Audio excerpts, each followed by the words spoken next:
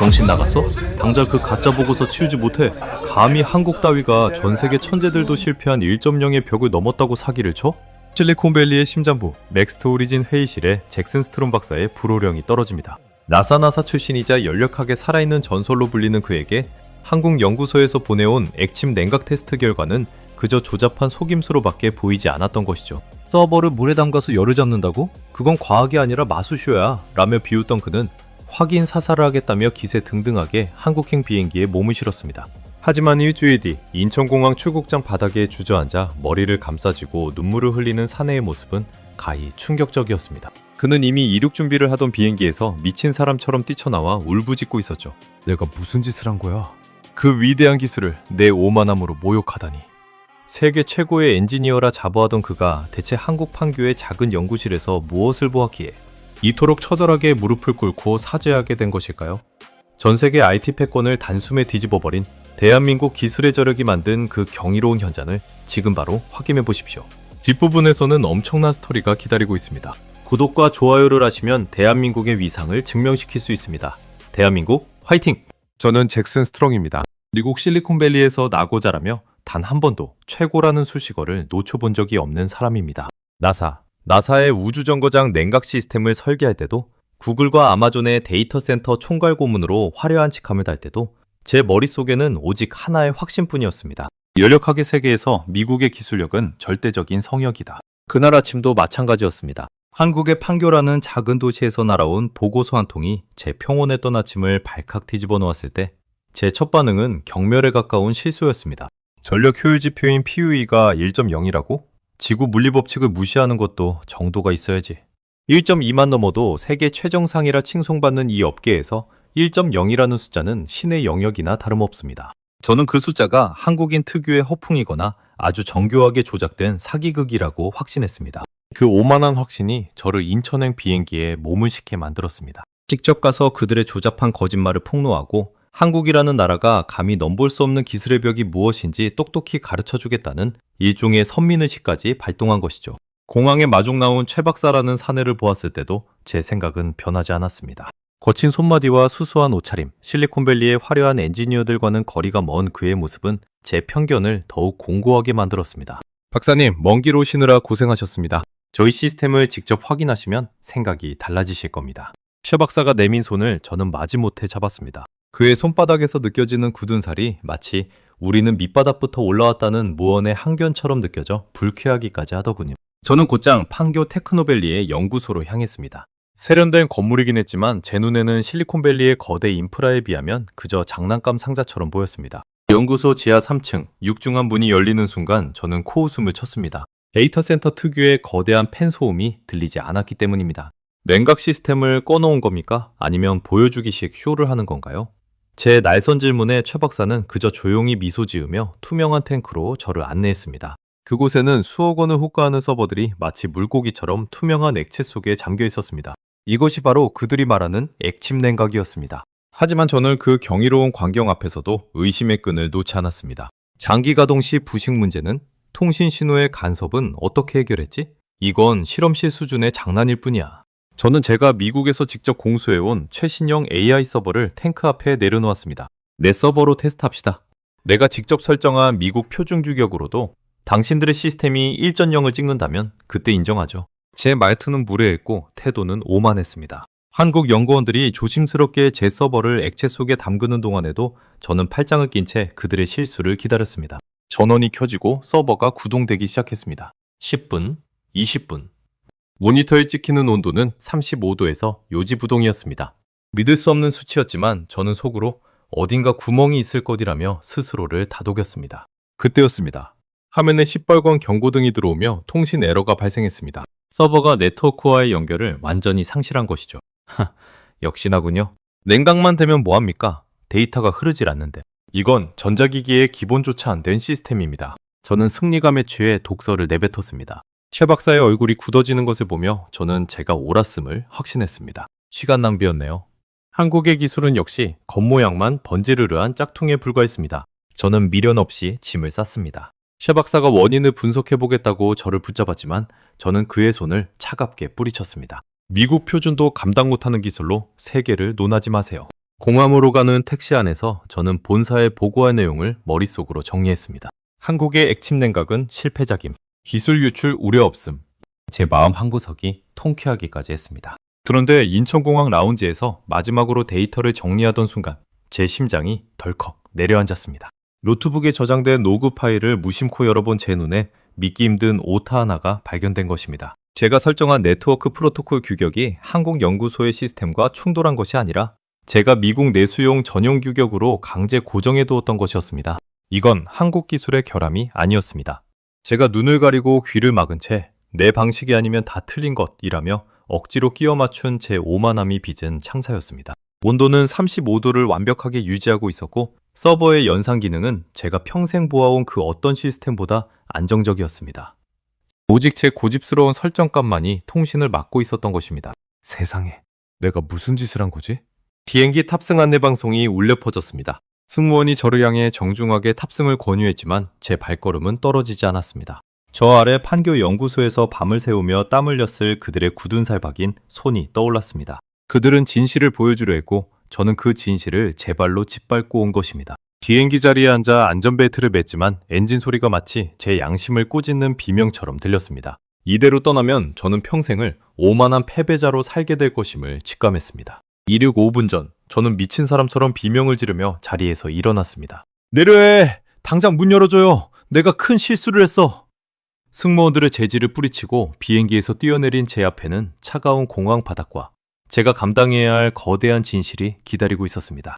저는 공항 로비 바닥에 주저앉아 떨리는 손으로 최 박사에게 메시지를 보냈습니다. 죄송합니다. 제가 완전히 틀렸습니다. 제발 한 번만 더 기회를 주십시오. 세계 최고의 엔지니어라 자부하던 잭슨 스트롱이 생전 처음으로 누군가에게 진심으로 무릎을 꿇은 순간이었습니다. 공항 로비의 차가운 대리석 바닥에 주저앉은 제 모습은 그야말로 가관이었습니다. 수천 명의 여행객이 저를 미친 사람 보듯 지나쳐갔지만 제 안의 수치심은 그런 시선 따위가 아니었습니다. 30년간 쌓아온 제 학문적 자존심, 그리고 미국이 아니면 안 된다는 그 고약한 선민의식이 단 한 줄의 로그 데이터 앞에서 처참하게 박살난 직후였으니까요. 1시간 뒤 공항 입구로 낡은 승용차 한 대가 급하게 멈춰섰습니다. 최 박사였습니다. 그는 숨을 헐떡이며 차에서 내려 저를 찾았습니다. 제가 무릎을 꿇고 고개를 숙이자 그는 당황한 기색이 역력했습니다. 잭슨 박사님, 이게 무슨... 어서 일어나십시오. 그는 저를 비난하지 않았습니다. 오히려 제 실수를 제 입으로 고백할 때까지 묵묵히 기다려주었습니다. 최 박사님, 제가 당신들의 기술을 모욕했습니다. 제 서버의 네트워크 프로토콜을 미국 표준으로만 묶어둔 건 제 오만이었습니다. 시스템은 완벽했는데 제가 눈을 가리고 있었던 겁니다. 제 고백에 최 박사는 그저 인자한 미소를 지으며 제 어깨를 두드렸습니다. 박사님, 과학자는 결과로 말하는 법입니다. 사과는 나중에 국밥 한 그릇 하며 하시고 우선 연구소로 돌아가시죠. 아직 보여드리지 못한 게 많습니다. 그의 넓은 도량에 가슴 한구석이 뜨거워졌습니다. 다시 돌아온 연구소의 분위기는 이전과는 완전히 달랐습니다. 제가 돌아왔다는 소식에 한국 연구원들은 비난 대신 박수를 보내주었습니다. 그들은 밤을 새워가며 제 서버의 설정값을 한국 시스템에 맞춰 재설정해 두었더군요. 다시 시작된 테스트. 서버를 액체 속에 담그고 전원을 올리는 순간 제 심장은 터질 듯 뛰었습니다. 결과는 경이로웠습니다. 통신은 단 1mH의 오차도 없이 완벽하게 연결되었고 서버 1000대가 동시에 뿜어내는 열기는 투명한 액체 속에서 마치 마법처럼 사라졌습니다. PUE, 일본 서브이. 소수점 아래 숫자조차 의미가 없을 만큼 완벽한 효율이었습니다. 하지만 기쁨도 잠시 제 핸드폰이 미친 듯이 울리기 시작했습니다. 실리콘밸리 본사의 상사였습니다. 잭슨, 지금 한국에서 무슨 짓을 하고 있는 거야? 당장 귀국해. 그쪽 기술은 사기라고 보고해두고 왜 다시 연구소로 돌아간 거지? 상사의 목소리는 살기등등했습니다. 저는 차분하게 대답했습니다. 사기가 아닙니다. 제가 틀렸던 겁니다. 이 기술은 인류의 미래입니다. 제 대답에 본사는 본색을 드러냈습니다. 자네 미쳤군. 한국 놈들에게 포섭된 건가? 당장 복귀하지 않으면 해고는 물론이고 자네가 가진 모든 스톡 옵션과 병력을 말살을 벌이겠어. 협박은 거기서 그치지 않았습니다. 독일과 일본의 경쟁사들이 언론을 이용해 한국의 기술은 장기 안정성이 검증되지 않은 위험한 도박이라며 대대적인 비방 기사를 쏟아내기 시작했습니다. 그들은 한국이 이룬 기적을 인정하고 싶지 않았던 겁니다. 그들에게 한국은 그저 부품이나 납품하는 하청 국가여야만 했으니까요. 연구소 밖에는 기술 유출을 반대하는 시위대와 특종을 노리는 기자들이 몰려들었습니다. 안팎으로 몰린 절체절명의 위기였습니다. 최 박사가 제 곁으로 다가왔습니다. 그의 얼굴에도 피로가 가득했지만 눈빛만큼은 흔들림이 없었습니다. 잭슨 박사님, 이제 세상은 우리를 믿지 않을 겁니다. 입으로 떠드는 건 한계가 있어요. 그가 모니터를 가리키며 단호하게 말했습니다. 72시간입니다. 가장 가혹한 환경에서 단 1초의 중단도 없이 이 시스템이 버텨내는 걸 전 세계에 생중계합시다. 거기서 살아남으면 그 누구도 우리를 비웃지 못할 겁니다. 그것은 자살 행위나 다름없는 도전이었습니다. 일반적인 데이터 센터도 극한의 부하를 주면 72시간을 버티기 힘듭니다. 하물며 전 세계의 비방과 해킹 공격까지 예상되는 상황에서 생중계라니요. 하지만 저는 최 박사의 손을 잡았습니다. 좋습니다. 전 세계가 한국의 저력을 똑똑히 보게 만듭시다. 제 이름과 경력을 모두 걸겠습니다. 우리는 곧장 전율의 72시간이라 명명된 극한 테스트 준비에 착수했습니다. 연구소의 모든 인력이 하나로 뭉쳤습니다. 누군가는 전력을 체크하고 누군가는 보안벽을 세웠습니다. 저는 미국 본사의 전화를 차단하고 제 개인 SNS에 선언했습니다. 진실은 숫자로 증명된다. 42시간 뒤 당신들은 새로운 세계 표준을 보게 될 것이다. 긴박한 현장감이 연구소를 휘감았습니다. 모든 장비가 연결되고 거대한 탱크 안의 액체가 고요하게 출렁였습니다. 이제 주사위는 던져졌습니다. 한국의 자존심과 제 인생을 건 최후의 승부가 시작되려는 찰나였습니다. 자, 전 세계로 송출 시작합니다. 3, 2, 1. 최 박사의 신호와 함께 연구소 내 대형 스크린에 전 세계 동시 접속자 수가 기하급수적으로 올라가기 시작했습니다. 실리콘밸리의 엔지니어들, 유럽의 물리학자들, 그리고 한국을 비하하던 일본의 기술진들까지 전 세계가 숨을 죽이고 대한민국 판교의 이 작은 지하 실험실을 주시하고 있었습니다. 화면 상단에는 실시간 온도와 전력 효율 지표가 선명하게 박혔습니다. PUE, 위익점, 서부미. 인류가 꿈꿨던 그 불가능한 숫자가 생방송으로 전 세계에 타전되는 순간이었습니다. 하지만 테스트가 시작되자마자 기다렸다는 듯 외압이 휘몰아쳤습니다. 제 노트북엔 본사가 보낸 해고 통지서가 도착해 있었고 동시에 연구소의 메인 서버로 초당 수천만 번의 디도스 공격이 쏟아졌습니다. 누군가 이 실험의 실패를 간절히 바라고 있는 게 분명했습니다. 박사님, 외부 공격이 너무 거셉니다. 보안벽이 뚫리기 일부 직전이에요. 젊은 연구원의 외침에 연구소 안은 순식간에 아수라장이 되었습니다. 저는 주먹을 꽉 쥐었습니다. 동요하지 마세요. 보안은 제가 맡겠습니다. 여러분은 서버의 온도와 유압만 확인하세요.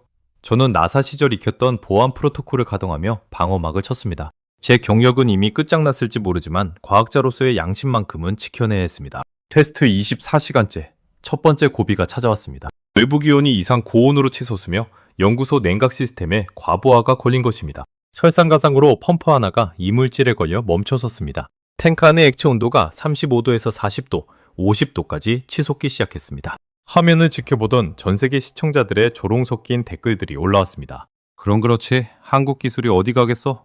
잭슨 스트롱도 이제 끝이군. 펌프를 교체해야 합니다. 하지만 지금 멈추면 테스트는 무효가 돼요. 최 박사의 목소리에 절박함이 묻어났습니다. 저는 잠시 고민하다 외쳤습니다. 조치하지 않고 수리합니다. 제가 직접 들어가겠습니다. 저는 보호복을 입고 뜨거운 냉각액이 순환하는 파이프라인으로 몸을 던졌습니다. 미친 듯한 열기가 온몸을 덮쳤지만 저는 멈추지 않았습니다. 파이프를 뜯어내고 막힌 필터를 손으로 긁어냈습니다.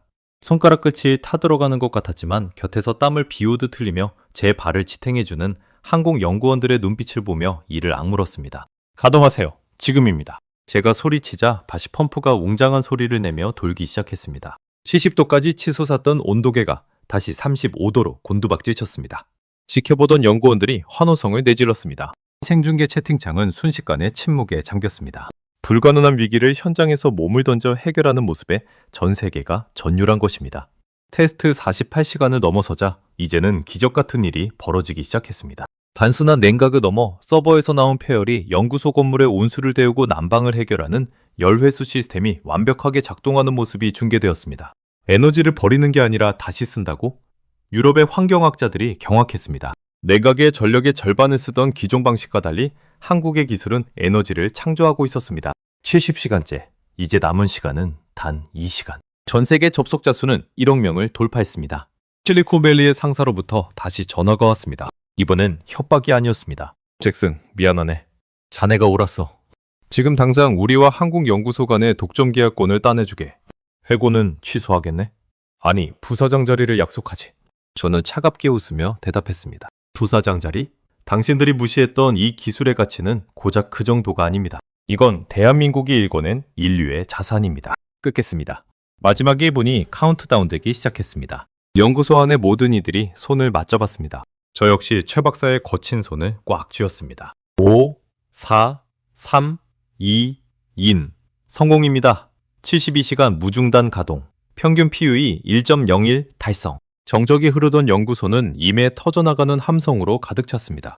국적도, 나이도, 자존심도 중요하지 않았습니다.